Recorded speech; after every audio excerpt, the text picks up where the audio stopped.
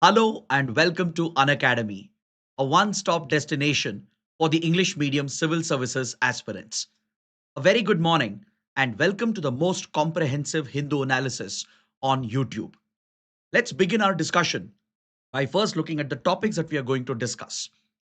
From the Delhi edition of the Hindu, I have chosen 9 important articles for a detailed and comprehensive coverage so that you don't have to go back and read the newspaper again.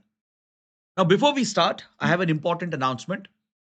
Unacademy's special Navratri offer is going to end today, that is, at the midnight of 30th September. So, you have your last chance to enroll for a 12-month subscription for our online classes at just 19,999 by using the code IAS English. And if you enroll within the offer period, you also stand a chance to get up to 6 to 18 months of free extension on your subscription with the CSE Assure guarantee. Under CSE Assure guarantee, let's say you don't clear prelims for some reason, and if you meet all these criterias, then Unacademy will provide you another free extension to help you prepare for the next attempt. So those interested can click on the link provided in the description below. And if you want the PDF of the session, please join our official Telegram channel by scanning the QR code on your screen. After the session ends, we will be sharing the PDF over here. So with this, let's get started and begin with the first article on page number 6. We have a column written by a former commander of the Indian Navy, a highly decorated naval officer, Gauri Mishra. This article focuses on the role of Pakistan in sponsoring terrorism in the region. And despite being known as a state sponsor of terrorism, Pakistan has been provided with a leadership role at United Nations when it comes to counter-terrorism efforts. Now, this development is deeply concerning for India. It creates unique challenges for India. At the United Nations, Pakistan has recently occupied a leadership position with regard to few important counter-terrorism bodies which are part of the United Nations. So essentially, the world is ignoring Pakistan's role in being the sponsor of terrorism. And look at the irony of this. The state sponsor of terrorism is being given the leadership role by the global community to lead these efforts to counter terrorism. This definitely creates a unique diplomatic and security and strategic challenge for India. So let's break down this topic. Let's go beyond the article and understand this in complete detail. See, recently in the month of June, Pakistan assumed the chair position of a very important committee, the Taliban Sanctions Committee, which is part of the UN Security Council. The Taliban Sanctions Committee has played a pivotal role to bring sanctions, global sanctions, on designated terrorists from the Taliban and other related entities. And today, Pakistan is heading this committee as the chair. Then Pakistan was also made the vice chair of the Counter-Terrorism Committee of the UN Security Council. All the 15 members of UNSC, the 5 permanent members and the 10 non-permanent members, they are part of the Counter-Terrorism Committee, which is one of the key platforms within the UNSC. If you look at the UN Charter and the principles and goals that are outlined for the United Nations, one of the primary goals of the UN is to maintain global peace and stability. So, as part of maintaining global peace and stability, the UN has a role to counter terrorism as well. And the UNSC, which assumes this role to maintain global peace and stability, is responsible for counter-terrorism efforts at the global level. And Pakistan has been made the vice chair of this critical committee. And it's not just that.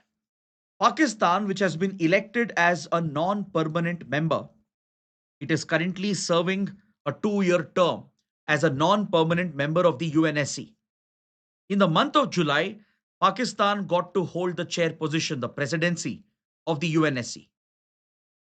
Now, some might argue that this is routine, this is procedural, because as per the UN Charter and the rules of the UN, all the 15 members will get a chance to hold the presidency by rotation. But the fact that Pakistan, despite being known as a state sponsor of terrorism, is being accorded with these responsible roles, which basically counters India's narrative, India's push to designate Pakistan as a state sponsor of terrorism. Look at other bodies as well. At the Financial Action Task Force, the FATF, which is an intergovernmental body to combat money laundering and terrorist financing, Pakistan has been grey listed 3 times. And recently it was removed from the grey list in 2022. Though it has failed to take substantial action against terrorist financing and it continues to sponsor terrorism, it has been taken off the grey list of FATF in 2022, which was a concern for India. India made efforts to prevent this from happening, but thanks to the support Pakistan gets from few countries, few global powers, which are looking after their own vested interests, Pakistan was removed from the grey list in 2022. Then the IMF, the International Monetary Fund, which is largely controlled by Western countries, by European powers and United States. It has provided a $1 billion loan recently, even after the Pahalgam terror attack. Just days after the Pahalgam attack, the IMF approved the further release of funds as part of the extended fund facility, which Pakistan is receiving as a bailout package to uplift its collapsing economy. So essentially, across these global platforms, Pakistan is being recognized as a responsible player, though it is a well established rogue actor, a rogue state. This reminds me, some years ago, Libya, which was ruled by the then dictator Muammar Gaddafi, was given the chair position of the UN Human Rights Council, and Western countries were crying about it for days and months. Because how can a dictatorship be given the chair position of the UN Human Rights Council? The same happened with the UN Women Rights Commission when Saudi Arabia, which is known to oppress gender rights, which is known to stifle the rights of women under its conservative regime, was made the chair of the UN Rights Commission. So even then, there was a global outcry that how come such countries are allowed to take leadership positions when they themselves are responsible for the violation of these rights? Now, can we ask the same question? How come the world has accepted Pakistan in a leadership role to counter terrorism when Pakistan itself is the fountainhead of terrorism? Pakistan is nothing short of a terror factory. If countries set up industries and factories to boost their manufacturing, our dear neighbor Pakistan has been creating terror factories to produce terrorists at scale. Since 1980s, Pakistan has been nurturing a terror ecosystem. And look at the audacity of Pakistan. Look at how it has blessed the terror organizations in the country, be it Lashkar-e-Toiba, Jaish-e-Mohammed, which are specifically set up to target India. They receive complete state support from Pakistan. This is a well established fact. This is something the whole world is aware of. Now, you tell me, where was Osama bin Laden found and killed by American Special Forces? It was in Abbottabad, just a stone's throw away from Rawalpindi, which is the HQ of the Pakistani army, right in the middle of a military cantonment. The most wanted terrorist was found and neutralized by the US Special Forces. Then look at what Pakistan has been doing in Balochistan, along the Afghan border. It is responsible for targeting the Baloch people, the Pashtuns, as Pakistan sees them as a threat. Pakistan today has even affected its own ties with the Afghan Taliban, as it is hunting down the Pakistan Taliban, the Tehreek-e-Taliban Pakistan, and it is accused of committing gross human right violations. In Khyber Pakhtunkhwa, Pakistan has not only bred an entire terror ecosystem, but it is brutally hunting down the local modules which are part of the TTP, which target the Pakistani state. Then look at Hafiz Saeed, the leader, the founder of Lashkar-e-Toiba and Jamaat-ud-Dawa. Hafiz Saeed is a globally designated terrorist under UN sanctions, placed under sanctions by the 1267 Sanctions Committee of the UN Security Council. Hafiz Saeed freely roams around in Pakistan, though he has been convicted of terror financing in Pakistan itself. On paper, Hafiz Saeed is supposed to be in jail, serving a punishment for terror financing, but he has been roaming freely, and India has intelligence that Hafiz Saeed regularly visits the terror launchpads and terror camps in Pakistan occupied Kashmir. He has been spotted regularly at these terror facilities run by these terrorist organizations. Look at the 2611 Mumbai attacks. The main perpetrators and conspirators, like Ajmal Kasab, the sole terrorist who was captured by India. He gave ample evidence to link the 10 terrorists who carried out the brutal attack with Pakistani state establishment, with the Pakistani army, with the ISI. India has substantial proof to link these attacks and these terrorist organizations with the deep state of Pakistan, including the specific identities and role of Pakistani military and intelligence officers in enabling these terrorist organizations, in training them, giving them support to carry out these deadly attacks against India. And it's not just the rest of the world is not aware, they are very well aware of it. India has shared this evidence with the global community, with United States, with European powers. They themselves have their own intelligence and evidence to know that Pakistan is involved in these terrorist activities. Take, for example, the role of David Coleman Headley in planning the 2611 Mumbai attacks. The links of David Headley with Al Qaeda and terror groups like Lashkar-e-Toiba. This was very well known to US intelligence agencies, as David Headley was a double agent for the CIA. So, despite being aware of this, the global community is allowing Pakistan to play a leadership role. And this poses a serious challenge for India. Because tomorrow, when India pushes this narrative, Pakistan can easily shift the agenda itself. As the chair of these bodies, it will set the agenda and it can try to shift the narrative. Who knows, possibly Pakistan will use this opportunity to blame India for instability in the region. As we know, Pakistan keeps blaming India for insurgency in Balochistan, for the terror attacks of the TTP. And it says that India's RAW is involved in sponsoring Baloch insurgents and Pakistan Taliban, though it has never presented any evidence or proof. And India has denied these allegations. But the point is, now Pakistan will get a platform to shout in front of the world that India is the one responsible for these threats in the region. So the time has come for India to counter this global narrative. India will have to step up its diplomatic engagement with the global powers. We need to see this as a diplomatic failure of India as well. India tried, we put in our best efforts to expose Pakistan, but at the end of the day, Pakistan being given this position is a failure of Indian diplomacy as well. So we need to introspect. We need to engage in proactive diplomacy, according to the writer, to convince the global powers to distance themselves from Pakistan and isolate Pakistan. India will also have to be on alert, step up its own intelligence gathering to ensure we clearly link the Pakistani state actors with the terrorist entities.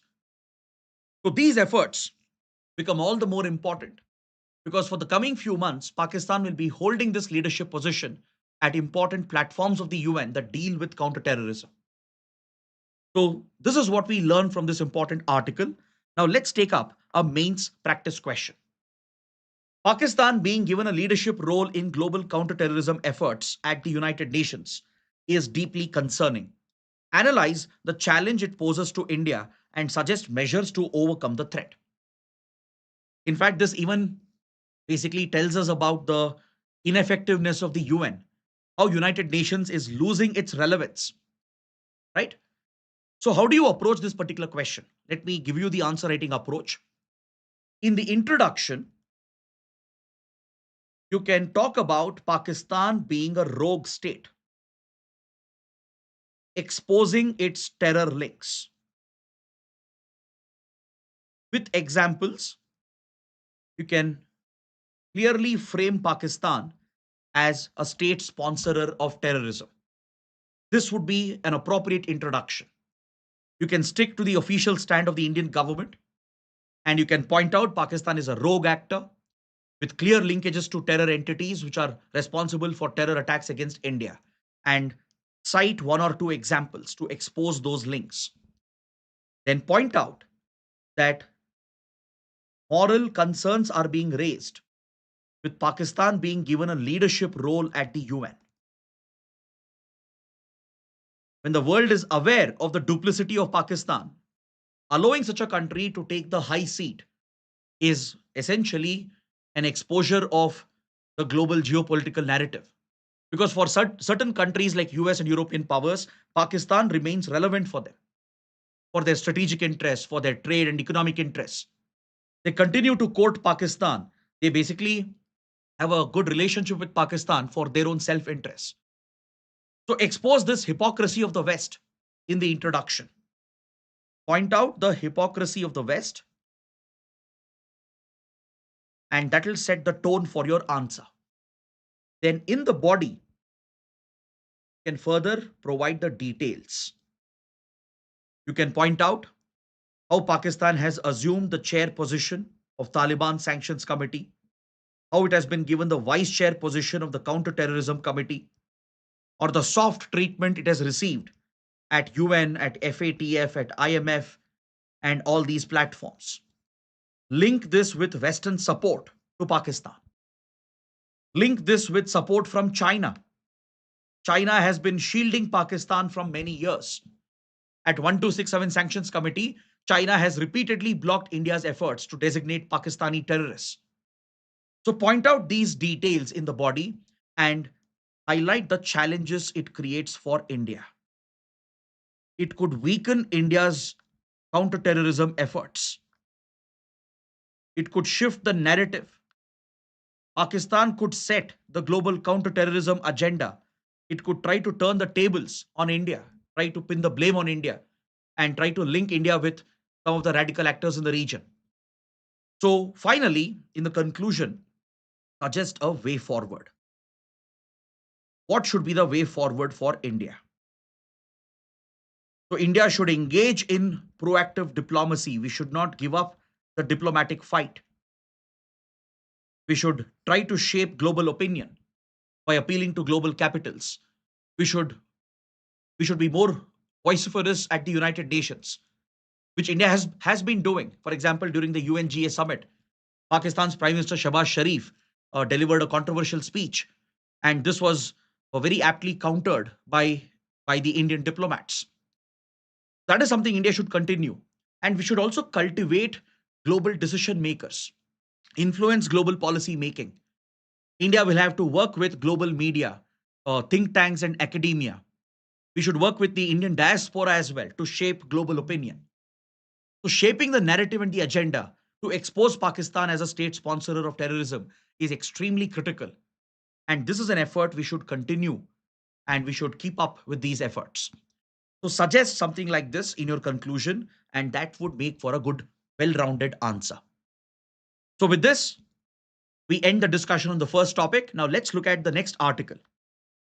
Today's newspaper is dominated by articles from international relations and security. The next article is also from IR. It's related to SSTC, South South and Triangular Cooperation. This article is co-authored by the Indian ambassador to Italy. So again, it's a very insightful article by a serving diplomat. So in this article, we'll understand what is SSTC, why the topic is in news, what is its relevance for India. SSTC, South South and Triangular Cooperation. This initiative is celebrated on the 12th of September by the global community. South-South cooperation is a reference to cooperation between developing and underdeveloped countries. When developing underdeveloped nations work together, assist each other and help each other, such a partnership is referred to as South-South cooperation. Then what is triangular cooperation? Triangular cooperation is where one developing nation will assist another developing nation, and there is a third actor involved, usually a international institution or a donor institution. So when an international organization or a donor institution is assisting developing nations and one developing country is helping the other through this trilateral framework, then such an arrangement is referred to as triangular cooperation. Let's say India assisting a developing or underdeveloped nation by partnering with World Food Program or with a UN organization. So India will work with, let's say, UNDP and arrange funds and technical support for an underdeveloped country, like let's say African nation. So that is an example of triangular cooperation, where two developing underdeveloped countries are part of it. One developing nation is assisting the other with partnership from a global institution or a donor organization. So that is your difference between South-South cooperation and triangular cooperation. Please make a note of this. This can even come as a prelims question, right? So on 12th September, the global community marks the day as the SSTC Day, South-South and Triangular Cooperation Day. Now the term South, Global North, where does it come from? The term Global North and South doesn't necessarily refer to geographical directions. Don't assume it refers to geographical North and geographical South. The term Global North and South refers to the developmental gap, the developmental divide in the world. There is something known as the Brandt line, which was conceptualized in 1980s by the former Chancellor of West Germany, Willy Brandt. Willy Brandt came out with this concept in a research paper, in a report titled North South. He pointed out that roughly around the 30-degree north latitude, if you draw a line and divide the world into two parts, you will basically get the global north to the north of the Brandt line, which includes all the developed industrialized nations.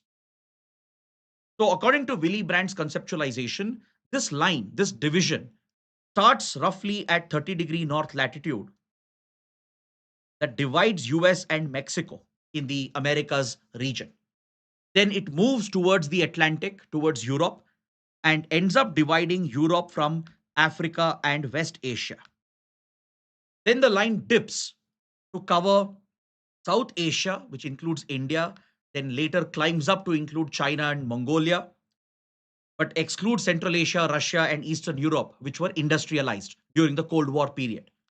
And suddenly it takes a turn and dips to basically exclude Japan, exclude South Korea, to exclude Australia and New Zealand, which were also developed industrialized nations. So it includes your Southeast Asian countries, South Asian countries, West Asian countries, African nations, South American and Central American and Caribbean nations, and all the small island countries, the SIS and the LDCs, the least developed countries. So countries present to the south of this line, the south of Brandt line, they are the developing, underdeveloped nations of the world. That's where the concept originates from. That's why this line is called the Brandt line. But today, some experts believe the Brandt line is outdated because you can't call China as just a developing nation of the global south, right? And some argue even India doesn't fit this definition. But still, the Brandt line remains relevant in geopolitics to understand the developmental divide between the global north, which is developed and industrialized, and the global south, which is developing and underdeveloped. So India sees itself as a leader of the global south. India, along with other emerging economies, Brazil, South Africa, China also tries to play this role, and they try to basically bring the developing, underdeveloped nations together to give them a voice at the global level. So India has been playing this leadership role from a long time. Now, the cooperation between the South-South countries, it goes back to 1978. In 1978, the Buenos Aires Plan of Action was adopted. Please make a note of this fact, very important for your prelims. UPSC might ask you, what is BAPA? The BAPA of 1978 refers to Buenos Aires Plan of Action, which created an arrangement between the global South countries to provide technical aid and assistance to each other, to assist each other in their development, to help each other to address their socio-economic problems like poverty, to improve education, to improve healthcare, to provide funds, to provide better technology to each other. So this is where the South countries started working more closely with each other. And today this aligns with India's goal and ambition and India's ancient philosophical thought of Vasudhaiva Kutumbakam.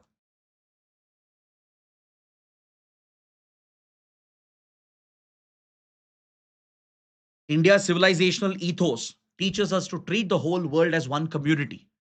And that is the vision that India has been championing.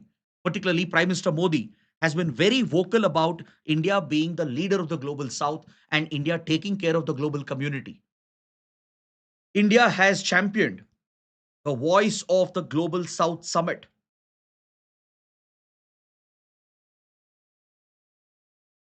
We launched this initiative in the run up to the 2023 G20 summit, which India hosted.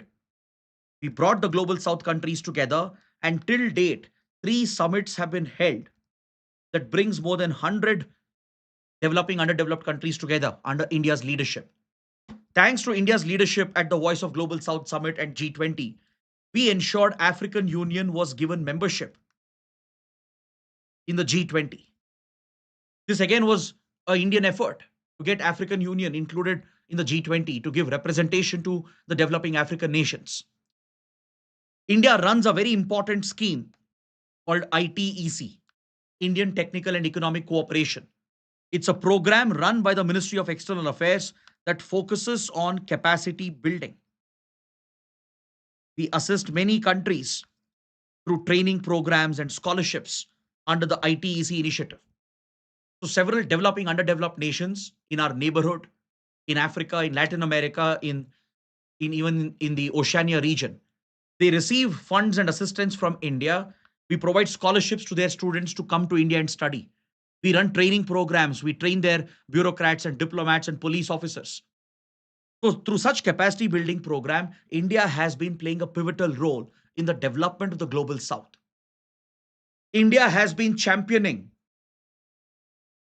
triangular cooperation as well by working with World Food Programme, by working with UNDP and other global organizations. For example, through the World Food Programme, India has assisted many countries to achieve food security and to take care of their nutritional requirements. Are you aware that India is one of the big donors? We donate food crops as well to the World Food Programme. For example, Indian food crops were donated to Afghanistan after the Taliban takeover, and this aid was delivered through the World Food Programme. India has been assisting many African nations. We work with Food and Agriculture Organization as well to help African nations dealing with famine to improve their agricultural productivity. India and World Food Programme have even developed a application, Annapurti. Annapurti is an Indian initiative that has provided for establishment of grain ATMs that disperse food grains in countries where food security and nutrition is a challenge. So it's an India-funded initiative where World Food Programme has set up these grain ATMs called Annapurti, and India donates the food supplies as well. Then India has created a fund, the India UN Development Partnership Fund. The India UN Development Partnership Fund, it has financed development and infrastructure projects in countries like Nepal, in Lao PDR, and many other nations from the global South. So truly, India is a leader of the global south, and today we are assisting countries with technology as well. India is rolling out its UPI digital payment network in several developing underdeveloped nations. For example, look at how Nepal, Sri Lanka, Bhutan, and even Caribbean nations like Trinidad and Tobago, African countries like Ghana, they're all adopting India's UPI. India is assisting countries in DPI, digital public infrastructure. India is basically helping the other countries to roll out a Aadhaar like unique identification system to link this with bank accounts and mobile phone numbers to create that digital infrastructure which can enable e governance and better public service delivery. So this can significantly reduce corruption, reduce leakage in government welfare programs, and help other countries to better implement the targeted welfare initiatives. So, India is a major supplier of generic drugs and even vaccines. India has been the backbone of Africa's healthcare system. India is considered as a pharmacy of the world. Take, for example, India's Vaccine Maitri initiative during COVID-19 pandemic. How India helped several developing underdeveloped nations with free supply of COVID vaccines. So this cements India's position. And the writer believes that India's leadership role at the global south with regard to South South and triangular cooperation can bring transformation in the world. It can help in sustainable development, in creating equitable partnerships. Because India treats these small countries as equal partners with mutual respect. We can work together in the field of climate change to build climate resilience, to create disaster resilient infrastructure. This explains India's initiatives, such as the International Solar Alliance, the Coalition for Disaster Resilient Infrastructure. These are India led initiatives, even the Global Biofuel Alliance that we have launched at the G20 summit in 2023. These initiatives are designed to build a sustainable future for developing underdeveloped nations of the global south. So, this is what we take away from this important article. And please take down this practice question. South South and triangular cooperation is a pathway to a more equitable and sustainable future. So, use the points that we have discussed and try to build a good answer for this question.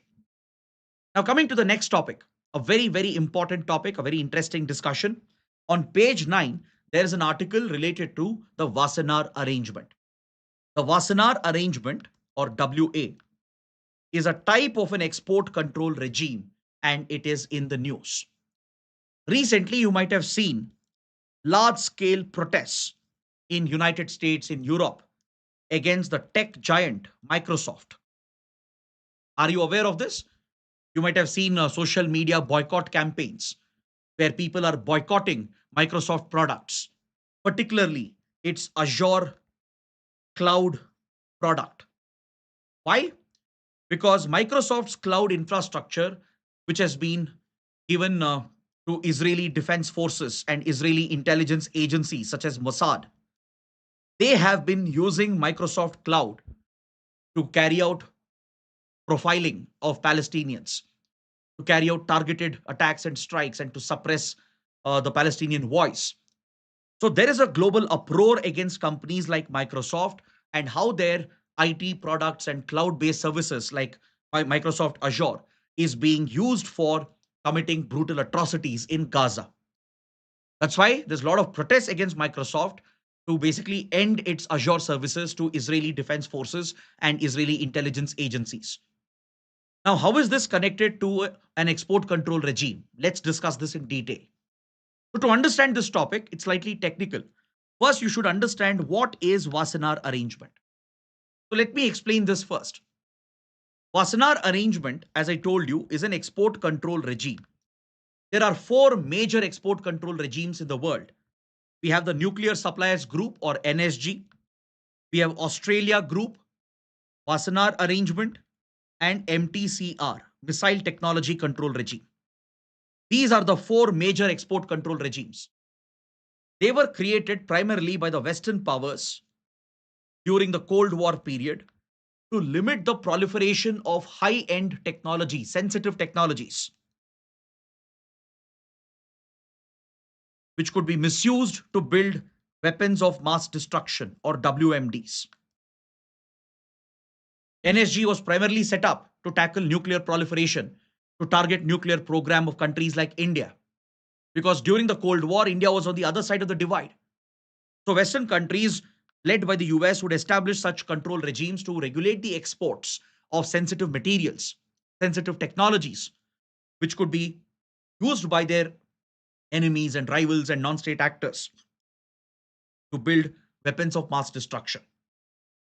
Australia Group basically restricts and regulates the export of hazardous chemicals and bioagents, which have civilian application, but they can be misused for building chemical bombs and biological weapons.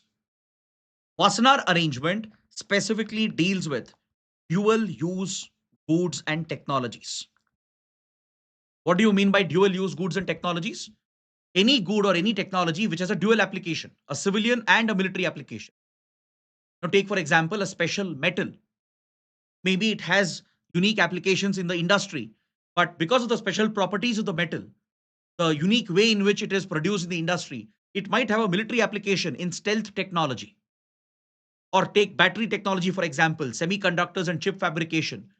The same technology has a civilian purpose in electronics industry, but it can be diverted towards defense and aerospace industry to develop missiles, to create weapons of mass destruction.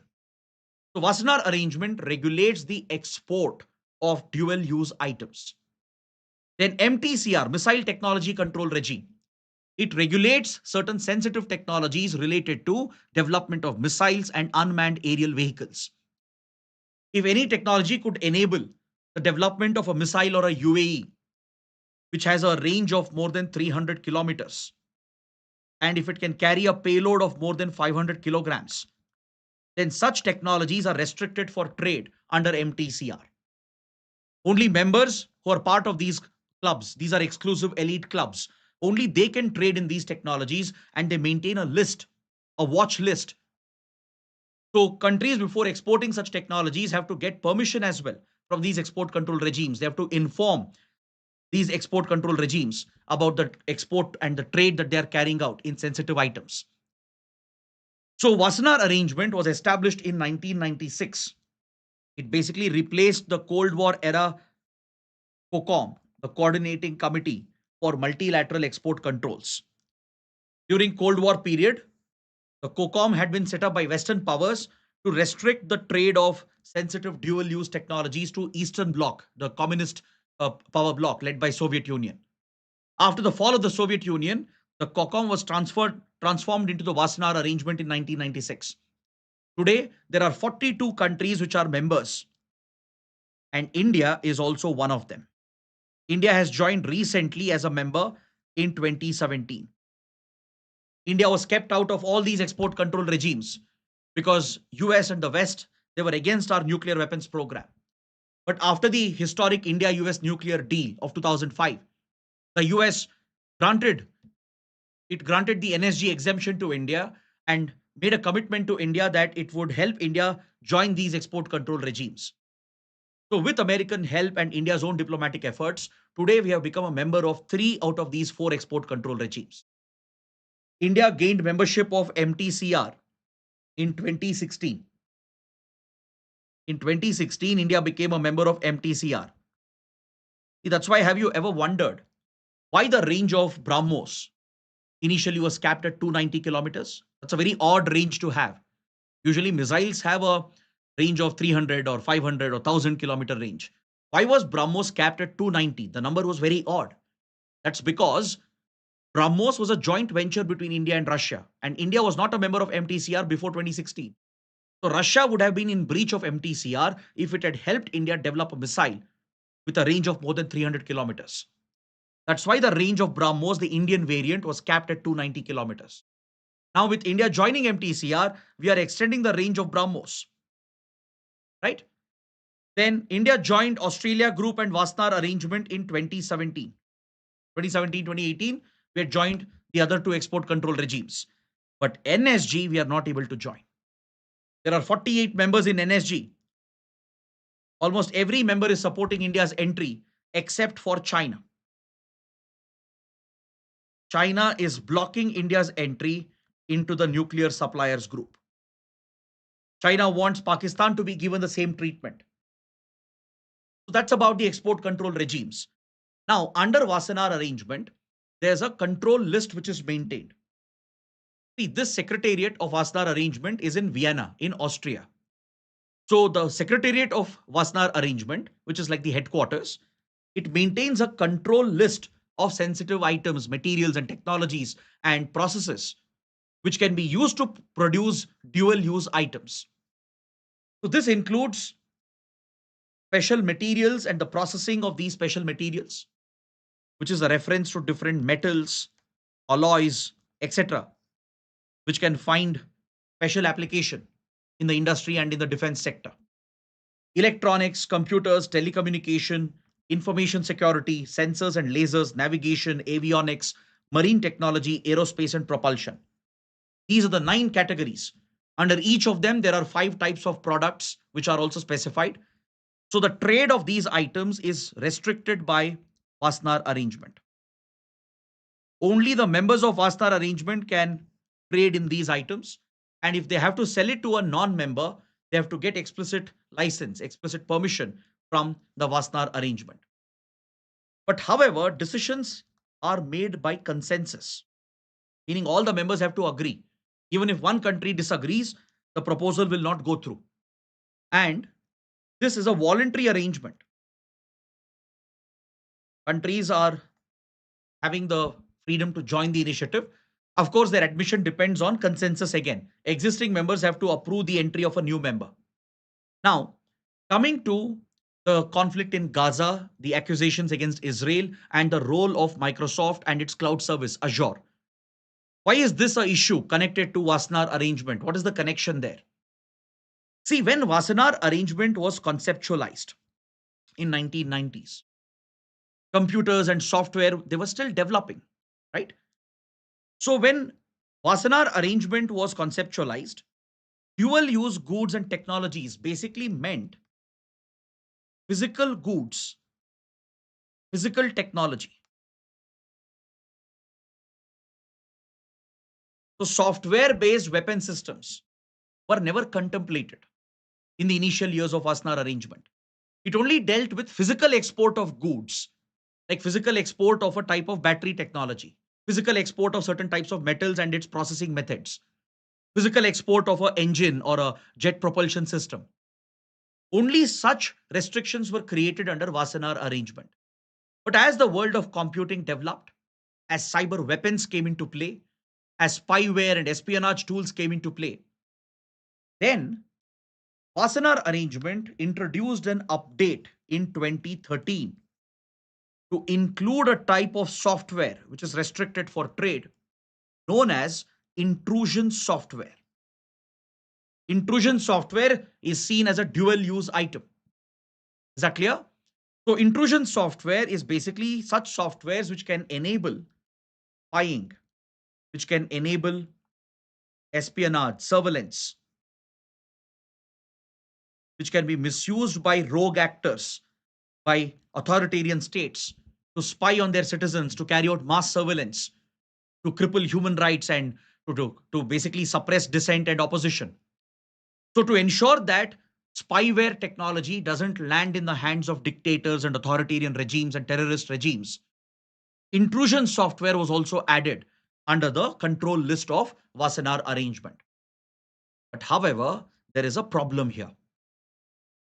In intrusion software, the actual export, installation of that software and usage of software is included. But however, it does not take into account cloud-based services and remote access of these softwares from a different location. Today, I'm sure you would have heard about the SaaS model, software as a service model. This is something that Wassenaar Arrangement never contemplated. Now, what if there are cloud services where the server, the product is in another country? It's not being physically exported or actually being installed in another country, but the end user can remotely access the intrusion software. For example, let's say there is a US tech company which has developed a type of spyware. Now, a rogue state like, let's say, Pakistan can pay for the service. What if Pakistani intelligence, they pay for the services of this company and remotely access the services using the cloud infrastructure that has been set up? This is something which is not considered as an export of intrusion software. According to Wassenaar Arrangement, only if the software is actually sent to another country, downloaded in another country, installed in another country, and used, only that qualifies as an export. It does not consider remote access to cloud based services. And this is what Israel is exploiting. This is the loophole which is present. So, Israeli Defense Forces intelligence agencies, which are using Microsoft Azure cloud services, they are remotely accessing the services. It's not that Microsoft has actually exported the software or it has been actually downloaded in Israel and being used by the forces, right? So this arrangement is not covered under Wassenaar Arrangement.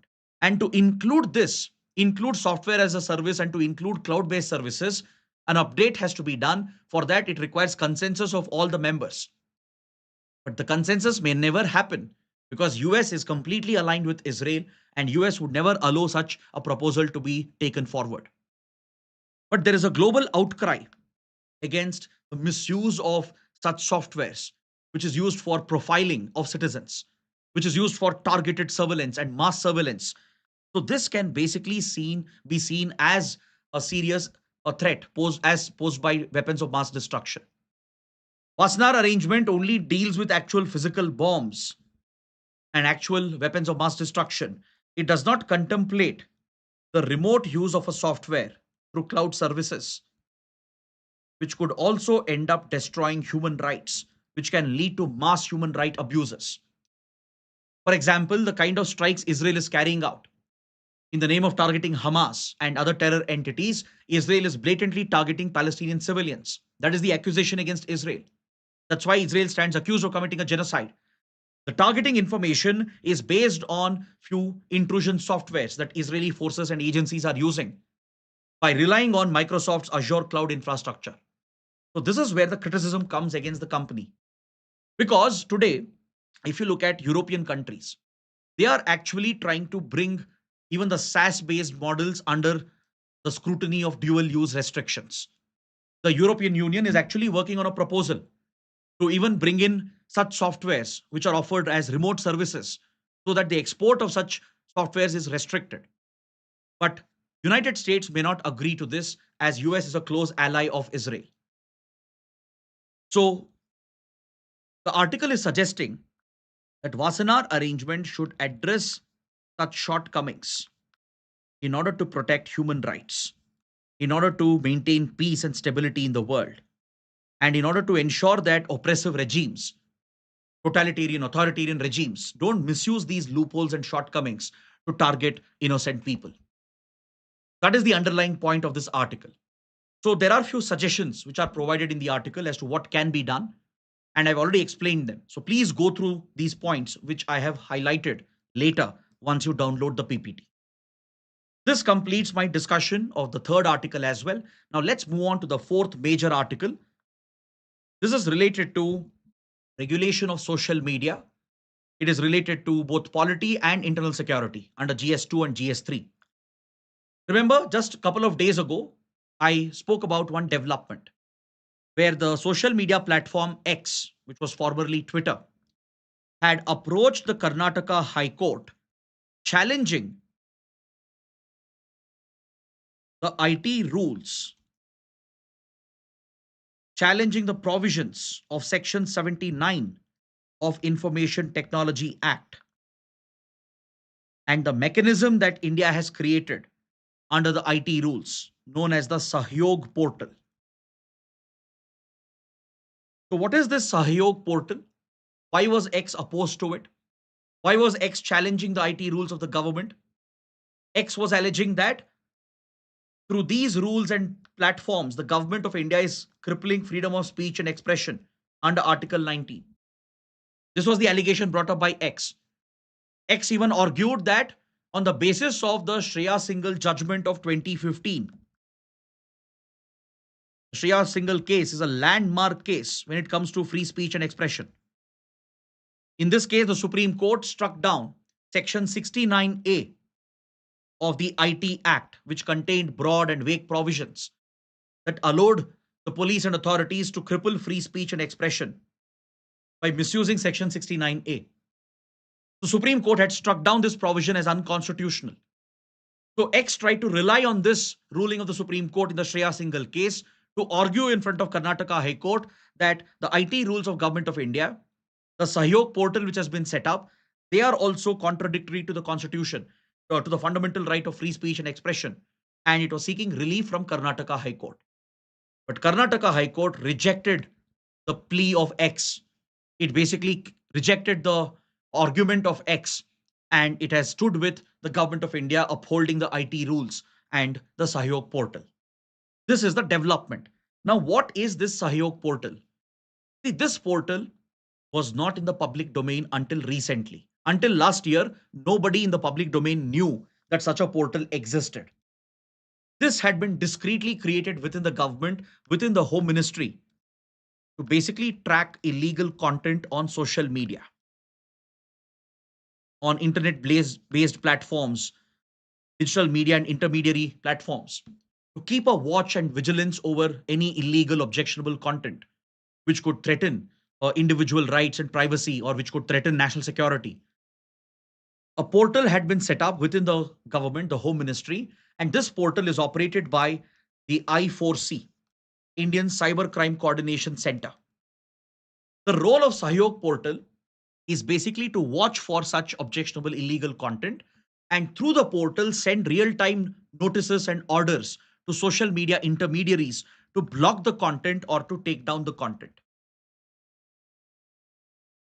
This is a mechanism which has been brought out into the public domain following the Shabana versus Government of Delhi case of last year. In this particular case, the court had observed that there is a need for a real-time communication between government authorities and social media intermediaries. So that if there is illegal objectionable content which can have a real-time impact, then government can use the portal to warn the social media firms and order them to block and remove such content. So when the court made this observation, the government said, we already have this portal. We already have it. And that's when the world got to know about the Sahyog portal, which is run by the I4C to track any illegal objectionable content through which real-time orders are issued to social media companies to take down the content. Now, what's the legal basis for this? See, in 2021, the Modi government notified the new set of IT rules under the IT Act of 2000. It replaced the IT rules of 2011. Under the IT Act, we have Section 79, which provides for a safe harbor for the intermediaries. The social media intermediaries and internet-based platforms, they are not directly held liable. They have no legal criminal liability on them for the content posted on their platforms by a third party. Now, let's say a user is posting hate-filled messages targeting a certain community or posting child pornographic content on a social media platform. Now, the platform itself is not liable for that. How are they responsible directly for that? The user is liable for it. So under Section 79, a safe harbor is given, immunity, legal immunity from criminal prosecution is given to these companies as the user is seen to be liable for the content that they are posting. But there is an exception. What is the exception? Under Section 79, Clause 3, Subclause B, the exception states that if these intermediaries do not cooperate with the government, if they don't cooperate with police, with investigating agencies and law enforcement agencies, when they ask for information against the accused, when they ask the data related to the accused in an actual crime, and if the company refuses to share that information, or let's say the government issues an order to block the content, take down the content, and the company refuses, then according to this exception, the safe harbor provision will be removed. Meaning the platform will also now be liable legally and criminal charges can be pressed by the authorities against the officials of that company. This has now been codified under the new set of IT rules which regulates social media intermediaries in India. So, as per the provisions, the Karnataka High Court has felt that Sahyog portal is constitutional, it's valid, because the government needs a platform like this, not just to monitor the threats on social media, but to issue takedown orders and requests to these companies. And by the way, the government has basically argued that these are foreign companies. Until recently, many of them didn't have a presence in India. Though they were offering their services, they had millions of subscribers in India. Many of them didn't even have offices in India. Their officials were sitting in foreign countries. They store all the data in foreign servers, keeping them out of Indian jurisdiction. So the court has agreed with the government that foreign companies are bound to follow Indian law. They have to oblige with the legal standards and regulations which are enforced by the state. So in this argument, the Karnataka High Court has rejected the plea of X that you can't claim immunity. Your safe harbor will be removed if you don't take down illegal objectionable content when it is ordered by the government. But there is one problem here. X has made a very valid point. These orders issued through Sahyog portal, it's not on the basis of any judicial review. It's not on the basis of any due process which has been followed. Now, what if tomorrow this process is misused to cripple dissent and opposition, to take down articles and content which is critical of the government and the political leaders?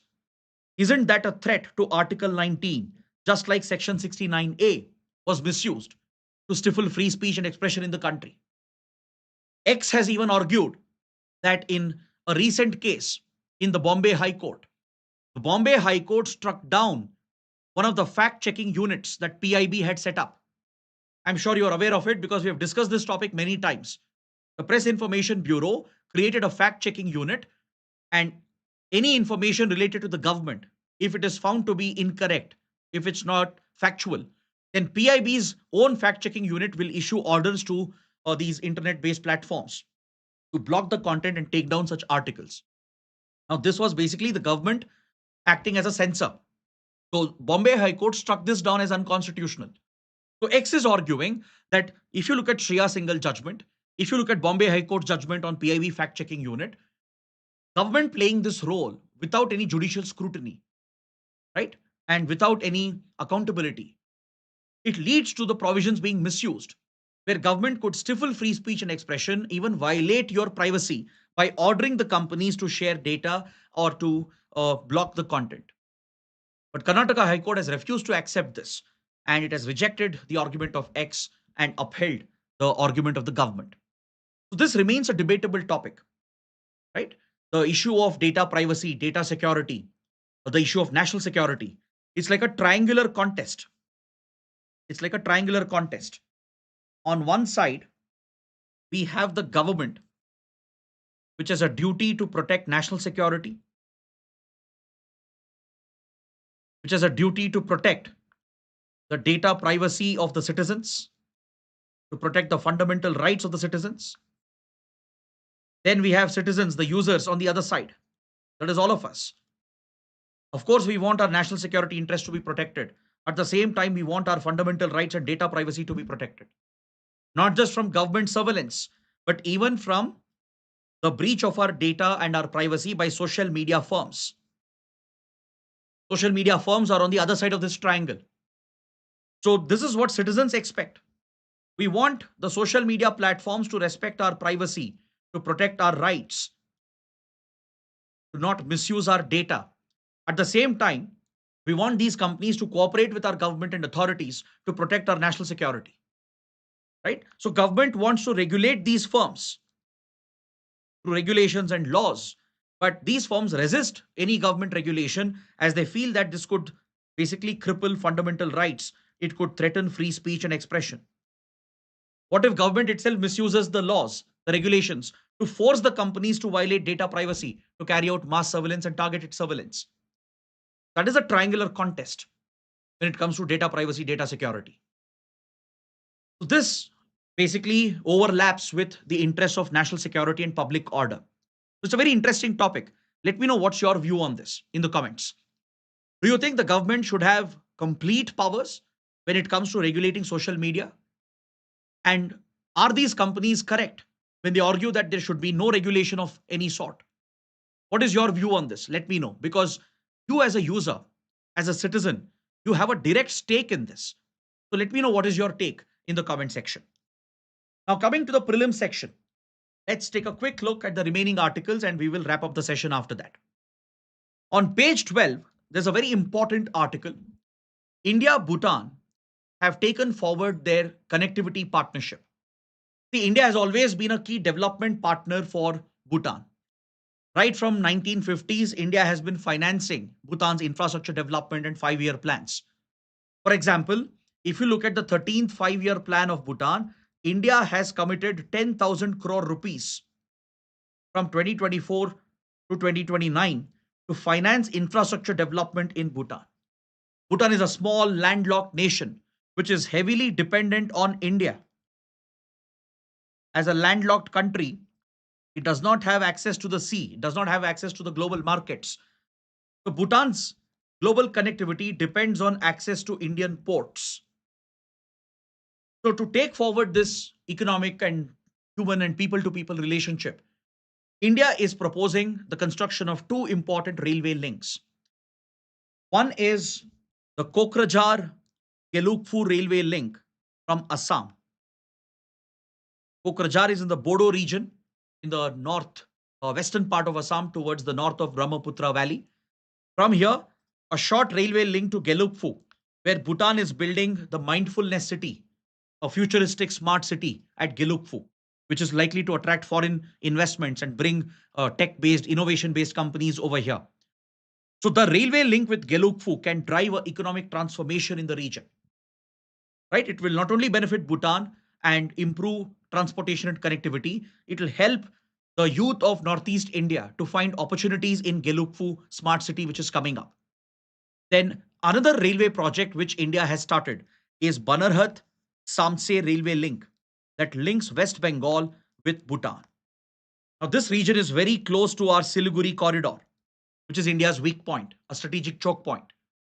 So the Banarhat Samse railway link, which has also been taken up, will significantly boost connectivity. It will help Bhutan's traders, it will help Bhutan's economy to further connect with India, access India's roads and railway network, and even access Indian ports so that it can access the global markets. That's why this is a very important development. So please make a note of these two rail projects which will connect India and Bhutan. Next, the Lawrence Bishnoi gang, which is a criminal, organized criminal mafia, has been listed as a terror entity by the Canadian government. Now, this is another interesting development. Lawrence Bishnoi, a well-known underworld don, is currently in an Indian jail serving a prison term.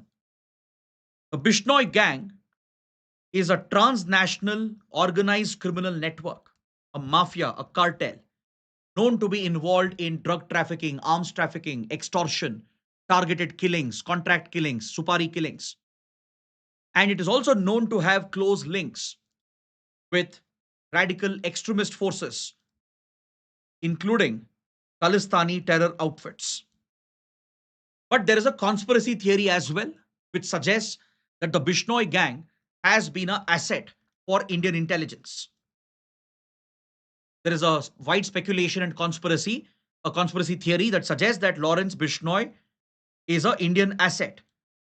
Allegedly, India is using his criminal network to target other Khalistani outfits and other criminal mafias, the Punjabi mafias in particular, which are active not only in India but in the diaspora, in Canada, in Europe, in Australia, and around the world.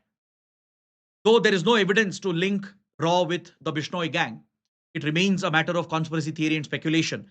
But the point is, Canada designating his outfit as a terrorist entity is a significant development.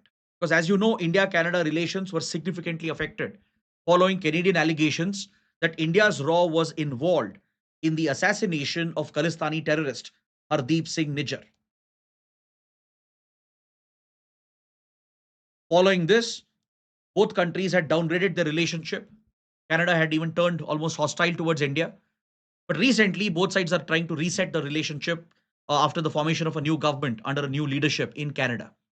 Recently, the Canadian NSA visited Delhi met with India's NSA Ajit Doval just last week.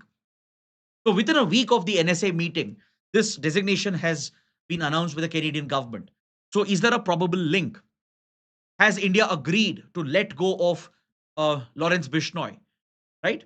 So again, let's not enter into speculation and conspiracy theories, as I said, but the very fact that this organized criminal mafia is being designated as a terrorist outfit is quite significant because this now will empower Canadian authorities, Canadian intelligence and law enforcement to go after the Lawrence Bishnoi gang. His entire army of shooters and uh, drug runners who are operating in Canada can now be targeted with restrictions and sanctions on them. They can not only be arrested, their funds can be immobilized and frozen. Their assets can be frozen by the Canadian authorities. They can even restrict their movement. And this has significant impact as far as the Khalistan movement and its nexus with organized criminal mafia is concerned. Next, the credit rating agency, Moody's, has affirmed India's Baa3 rating. The credit rating agencies play a very important role in the global economy.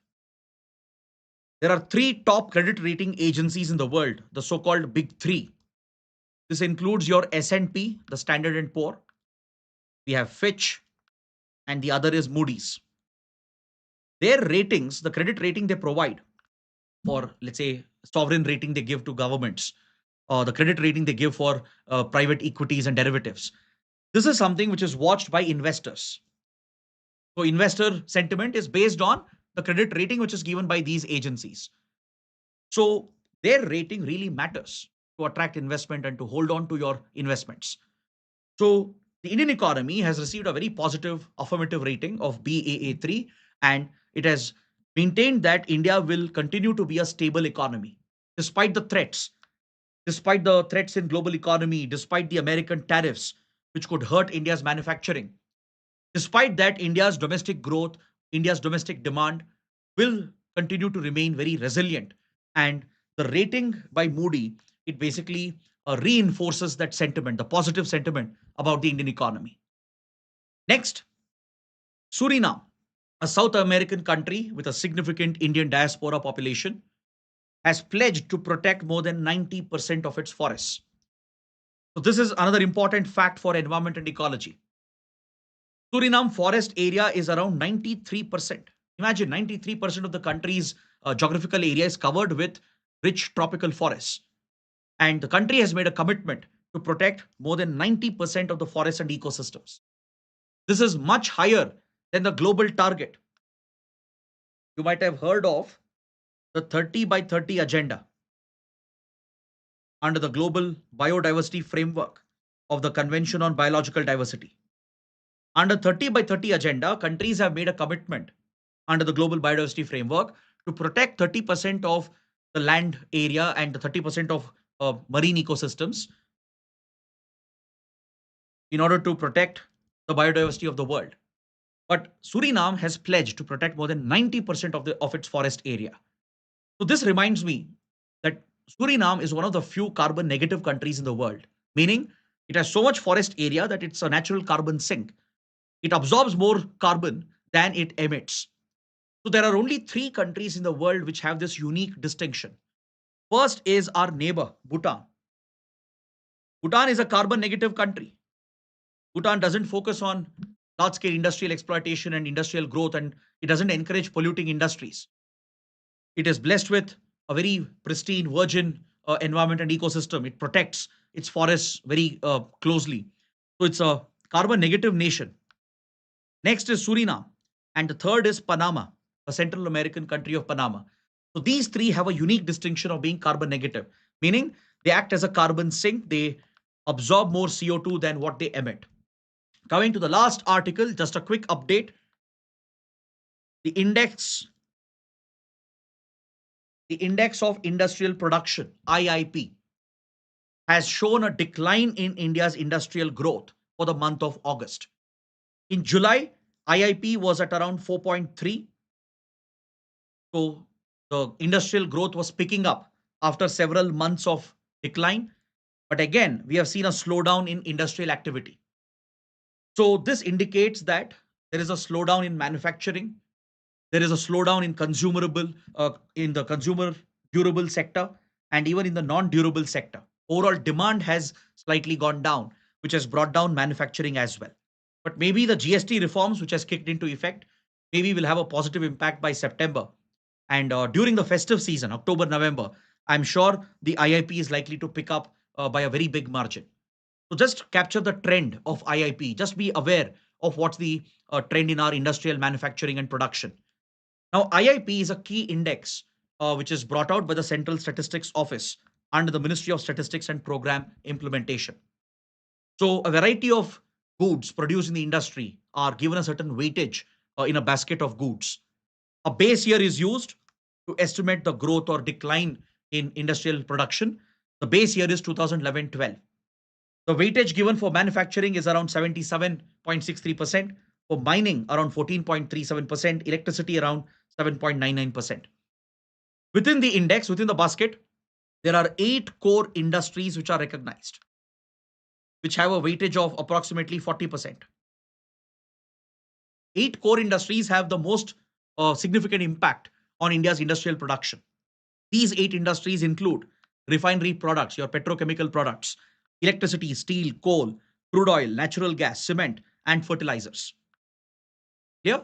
Just note down these basic facts that should be more than sufficient. So on this note, I bring my discussion to an end. I hope you guys have understood everything and I hope it was an interesting session.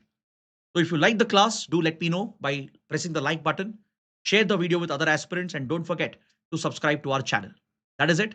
Thanks for watching and I wish everyone a very happy Dasera.